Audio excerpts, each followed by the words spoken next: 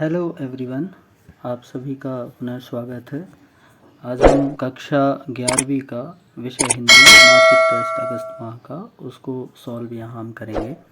चलिए हम क्वेश्चंस पे चलते हैं। पहला क्वेश्चन है, सभी प्रश्नों को उत्तर देना अनिवार्य है। तो क्वेश्चन नंबर 1 हम देखते हैं, सही विकल्प चुनिए।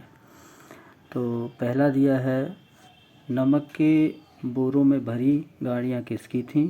तो इसका आंसर है पंडित अलोपीदीन की। उसके बाद ख नंबर का क्वेश्चन देखते हैं, कबीर ने ईश्वर की सत्ता मानी है, तो इसकी सत्ता 1 मानी है, तो अतः इसका आंसर हम 1 लिखेंगे। फिर इसके बाद प्रश्न क्रमांक 2 पर चलते हैं, रिक्त स्थानों की पूर्ति कीजिए। तो का है, कबीर भक्ति काल की खालिस्तान धारा के कवि हैं, तो ज्ञानश्रेयी निर्माण शाखा के। फिर उसके बाद घ नंबर का देखते हैं, दुनिया सोती थी पर दुनिया की खालिस्तान जगती थी, तो खालिस्तान में जीव, यहाँ इसका आंसर हो जाएगा।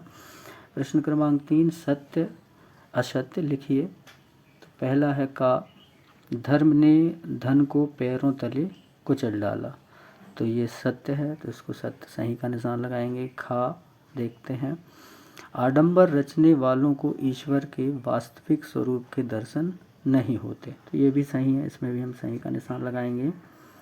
फिर इसके बाद हम चलते हैं प्रश्न क्रमांक 4, एक वाक्य में उत्तर दीजिए। तो एक वाक्य में हमें उत्तर देना है। तो का नंबर है, बंसीधर ने किससे बैर मोल लिया था? तो बंसीधर ने धन से बैर लिया था। इसके बाद हम खा नंबर देखते हैं, मानव शरीर का निर्माण निम्न पंच तत्वों से हुआ है, तो पंच तत्व हैं पृथ्वी, जल, अग्नि, वायु और आकाश। चलिए हम अगले क्वेश्चन पे चलते हैं। को दीवाना क्यों कहा है? तो इसका उत्तर है, कबीर ने स्वयं को दीवाना इसलिए कहा क्योंकि वह निर्भय है, उसे किसी का कुछ भी कहना व्यापता नहीं है, वह ईश्वर के सच्चे स्वरूप को पहचानता है, वह ईश्वर का सच्चा भक्त है, अतः दीवाना है। चलिए हम अगले क्वेश्चन को देखते हैं। क्वेश्चन नंबर 4, कहानी का कौन सा पात्र आपको सर्वाधिक प्रभावित करता है और क्यों? तो इसका उत्तर है, नमक का दरोगा कहानी का मुख्य पात्र बंसीधर हमें प्रभावित करता है। बंसीधर एक ईमानदार, दृढ़ निश्चयी, कर्मठ तथा कर्तव्यपरायण व्यक्ति है। इस तरह हम आंसर को लिख सकते हैं। अगले क्वेश्चन पे चलते हैं। क्वेश्चन नंबर 5 है, निम्नलिखित पद्यांश के संदर्भ सप्रसंग सहित व्याख्या कीजिए। तो इसका प्रसंग है, प्रस्तुत पद पाठ्य पुस्तक आरोह भाग 1 में संकलित निर्गुण परंपरा के सर्वश्रेष्ठ कवि कबीर के पदों से उद्गृत है। इस पद में उन्होंने धर्म के नाम पर हो रहे बाह्य आडंबरों पर तीखा प्रहार किया है। इसकी व्याख्या है, कबीरदास सज्जन को संबोधित करते हुए कहते हैं कि देखो, यह संसार पागल हो गया है। जो व्यक्ति सच बातें बताता है उसे यह मारने के लिए दौड़ता है तथा जो झूठ बताता है उस पर विश्वास कर लेता है। कवि हिंदुओं के बारे में बताता है कि ऐसे लोग बहुत हैं जो नियम का पालन करते हैं तथा धर्म के अनुसार अनुष्ठान आदि करते हैं।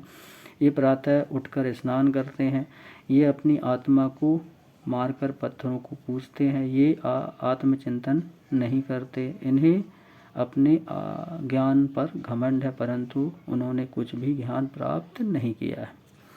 चलिए हम अगले क्वेश्चन पे चलते हैं। क्वेश्चन नंबर 6, कबीर का जीवन परिचय निम्न बिंदुओं के आधार पर लिखिए। तो उनकी रचनाएं हैं शबद और साखी। भाव पक्ष के अंतर्गत कला पक्ष की अपेक्षा कबीर की कविताओं का भाव पक्ष अत्यंत समृद्ध है। कबीर की कविताओं के भाव पक्ष की प्रमुख विशेषता निम्नलिखित है। साहित्य में स्थान, कबीर भक्त तथा संत कवि हैं। वह हिंदी के कवियों में अत्यंत मेधावी तथा बुद्धिमान है। अंधविश्वासों तथा कुरीतियों को निर्भीक आलोचना करने वाले वे एकमात्र कवि हैं। हिंदू मुस्लिम एकता की प्रतिपादक, महान समझने वाले मानवतावादी कवि हैं। इस तरह हम इसके क्वेश्चन करेंगे।